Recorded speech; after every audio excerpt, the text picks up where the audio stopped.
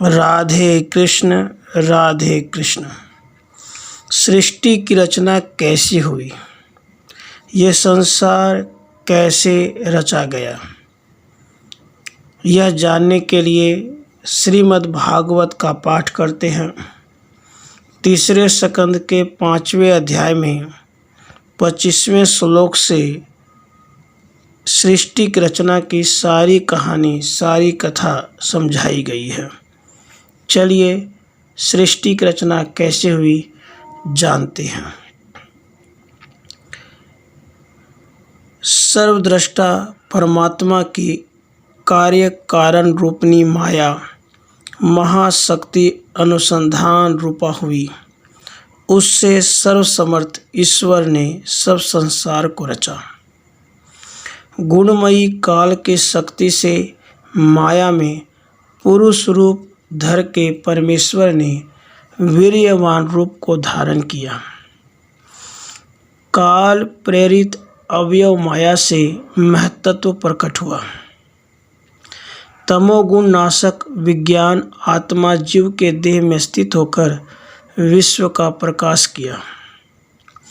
वह जीव अंश गुण काल आत्मा भगवान के दृष्टि के सम्मुख इस जगत को रचने के कारण जीवात्मा ने अपने आत्मा को रूपांतर किया।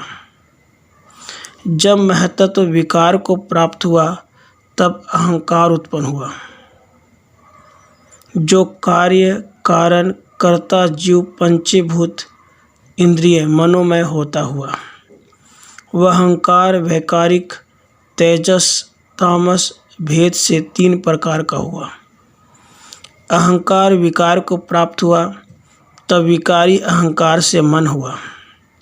वैकारिक देवता हुई, उनसे शब्द आदि गुण प्रकाशमान हुआ।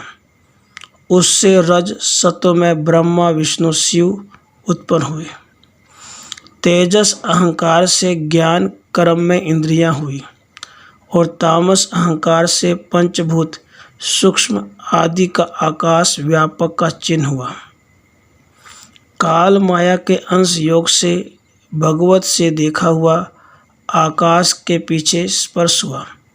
स्पर्श के विकार से पवन प्रकट हुआ। आकाश के अत्यंत बल से जब वायु विकार को प्राप्त हुई तब उसकी मात्रा सहित सब लोक का लोचन प्रकट हुआ। ईश्वर के देखने से पवन सहित ज्योति जब विकार को प्राप्त हुई तब काल माया के अंशों के योग से रस में जल उत्पन्न हुआ। ब्रह्म की इच्छा से ज्योति करके जल सहित काल माया के अंशों के योग से गंध गुण वाली पृथ्वी हुई। इस प्रकार से अत्यंत विस्तृत लोक रचना वाली उन अपनी विभिन्न स्थित शक्तियों की गति को जान ईश्वर ने प्रवेश किया। उस समय काल संज्ञा शक्ति को ईश्वर ने धारण कर 23 तत्वों के गण में एक संग प्रवेश किया।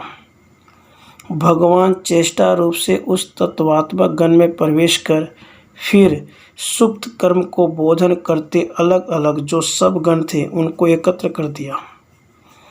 ईश्वर की प्रेरणा से जागकर 23 तत्वों के गण ने अपने अंशों से विराट देह को उत्पन्न किया, जिसमें ईश्वर ने अपने अंशों से प्रवेश किया, जिसमें चराचर लोक है। ऐसा वह विश्व रचने वालों का समूह परस्पर इकट्ठा हो अपने में ही चलायमान हुआ। प्रकाश रूप वह पुरुष 1000 वर्ष पर्यंत सब अनुयायी जीवों के साथ ब्रह्मांड रूप कोष के भीतर निवास करने लगा। देव कर्म आत्मा इन 3 शक्ति वाले उस पुरुष ने उन विश्व रचने वालों का गर्भ अपने आत्मा से 1, 11 और 3 विभक्त रूप से किया। देव शक्ति अर्थात ज्ञान शक्ति से एक हृदय में चैतन्य रूप से विराजमान है और क्रम शक्ति जो क्रिया शक्ति है उससे प्राण रूप करके 10 रूप होते हैं। आत्म शक्ति अर्थात भोक्तृ शक्ति से 3 प्रकार होते हैं। परमात्मा की आत्मा का अंश सब जीव मात्र के अंतर्यामी यह है, जिससे सब जीव मात्र का जन्म होता है। अधिभूत अध्यात्म, अधिदेव ये 3 प्रकार का है। विराट प्राण 10 प्रकार का है, एक रूप से हृदय में है। इस प्रकार का स्मरण से विराट के विनती करने पर विश्व रचने वालों के ईश्वर ने अपने तेज से इन महत आदिकों की वृद्धि के लिए तप किया। अब उस विराट के मुख आदि से जितने स्थान देवताओं के निकले, मैं उनका वर्णन करता हूँ, तुम ध्यान लगाकर सुनो। प्रथम विराट का मुख प्रकट हुआ, उनमें लोकपालक अग्नि ने प्रवेश किया, जिस अपनी वाणी के अंश से यह विराट देह जो कुछ कहने के योग्य है उसको प्राप्त हुआ। मुख अधिष्ठान है, वाणी इंद्रिय है, अग्नि देवता है, वचन विषय है। हरि रूप विराट के तालु से प्रकट हुआ, उसमें लोकपाल वरुण ने प्रवेश किया, जिस रसना के अंश से इस विराट देह ने रसास्वाद लिया। उस व्यापक विष्णु विराट की जो नासिका निकली, उसमें अश्विनी कुमार ने प्रवेश किया। घ्राण के अंश से सुगंधि की शुद्धि हुई। विभु के विराट देह में 2 नेत्र उत्पन्न हुए, तब उसमें लोकपालक सूर्य ने प्रवेश किया, तो चक्षु के अंश से रूप की सिद्धि हुई। उस परमात्मा विराट के देह में चर्म प्रकट हुआ, उसमें लोकपाल पवन ने प्रवेश किया, तब प्राण के अंश से उसका स्पर्श होने लगा। फिर विराट के देह से कान निकले, तो दिशाओं ने अपना स्थान जान उसमें प्रवेश किया, तो श्रोत्र के अंश से शब्द की सिद्धि उसको हुई। फिर हरि विराट के देह से त्वचा प्रकट हुई, तब उसमें सब औषधियों ने प्रवेश किया, जिनके अंश से रूहों में खुजाहट हुई।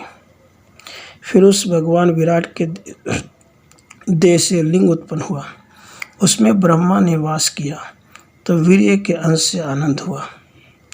जब उस आदि पुरुष विराट के देह से गुदा उत्पन्न हुई, तब उसमें लोकेश मित्र ने प्रवेश किया, जिस वायु के अंश से मल का त्याग होता है। फिर उनके हाथ निकले, तब उनसे स्वामी इंद्र ने उसमें प्रवेश किया। वार्ता के अंश करके निज भुजाओं से सब रीति या विराट देह करने लगा।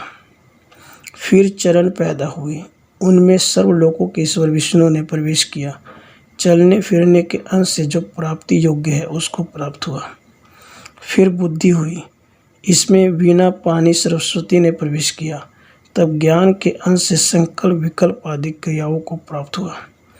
जब इस विराट के देह से हृदय हुआ, उसके अधीश निशानाथ चंद्रमा देवता हुए, उनके अंश से यह देह संकल्प और विकार को प्राप्त हुआ। फिर उसको अहंकार प्राप्त हुआ, उसके प्रति शिव ने हृदय में प्रवेश किया, जिसके कर्म के अंश से सब कार्य करने योग्य की योग्यता को प्राप्त हुआ। फिर इसके पीछे सत्व हुआ, तो ब्रह्मा जी ने उसमें प्रवेश किया, जिस चित्त के अंश से यह विराट ज्ञान को प्राप्त हुआ। इसका सिर और नाभि आकाश में, पांव पृथ्वी में, जिसमें गुणों की वृत्तियों से देवता आदि प्रतीत होते हैं। अत्यंत सत्वगुण अधिक होने से देवताओं ने स्वर्ग में वास किया। जो रजोगुण के स्वभाव से यज्ञ अधिक व्यवहार करने लगे, वे मनुष्य और गौ आदि पृथ्वी पर प्राप्त हुए। तीसरे तमोगुण से भगवान के नाभि के आश्रय वाले दोनों के मध्य में आकाश हुआ, जहाँ रुद्र के पार्षद गण प्रेत गण बसे। उस महापुरुष का मुख ब्रह्म हुआ। वेद के मुख कहने से सब वर्णों में मुख्य ब्राह्मण गुरु हुए। भुजाओं से पालन रूप कर्म हुआ, उससे क्षत्रिय हुए। उन्होंने चोरादि के उपद्रव से रक्षा की। इससे ईश्वर अंश हुए, जिसने जन्मों से वर्णों की रक्षा की। उनके उरु से कृष्य आदि व्यवहार हुए। उनके लिए संसार के सब व्यवहार करने वाले वैश्य हुए, जिनसे मनुष्यों की सब व्यवहार वर्ता हुई। सुश्रूषा की सिद्धि के अर्थ विष्णु के चरणों से सेवक वृत्ति वाले शूद्र हुए, जिनकी जीविका से परमेश्वर अत्यंत प्रसन्न हुए। इन चारों वर्णों ने धर्म से अपने गुरु हरि का पूजन किया। श्रद्धा से आत्मा की विशुद्धि के लिए सब रीति समेत सब वर्ण हुए। इस प्रकार से यह सृष्टि आगे की ओर बढ़ी और सभी का जन्म हुआ। जो इस सृष्टि रचना को समझ जाते हैं, उनकी भगवान में प्रीति होती है। इसलिए भक्तों को चाहिए कि सृष्टि रचना को ध्यान से समझे और जाने कि सृष्टि में सब जगह सभी जीवों में भगवान का ही अंश है। इसलिए भगवान को हर जगह देखकर भगवान की ही आराधना करें, भगवान की पूजा करें और निस्वार्थ भाव से सब जीव मात्र की सेवा करें। यह समझते हुए कि मैं भगवान का दास हूँ, भगवान के छवि को हर जीव में निहार कर उनका नित्य निरंतर ध्यान करें और प्यार से बोले राधे कृष्ण राधे कृष्ण।